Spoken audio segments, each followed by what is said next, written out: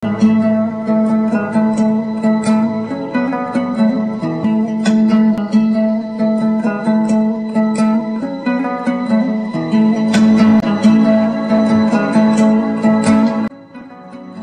ауданы Түсіркен орта мектебі 9-сынып оқушысы Алиева Гүлзада. Мен Жамбыл Жабаевтың 175 жылдығына ұйымдастырылған челленджді Серікқали баласадан қабыл алып, Берсенқұлова Сенеға жолдаймын. Жамбыл Жабаев қайтып келген жастық.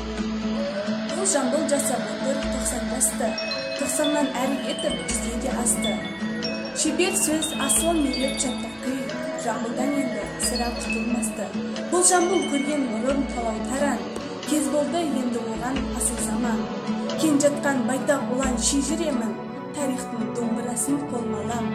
Қатардан шал деп қалғаным жоқ, досыма күй дұшпаныма өлем ол. Жасартқан Сталиннің дәуірінде, қарт жырым енді сенің арманың жоқ. Жамбылдың ұрандатқан мөлдір сөзі, гауһардай нұрын төккен екі көзі, 90-нан қайтып алып 25-ті, жасырынып қарт жырынан тұрған кезі.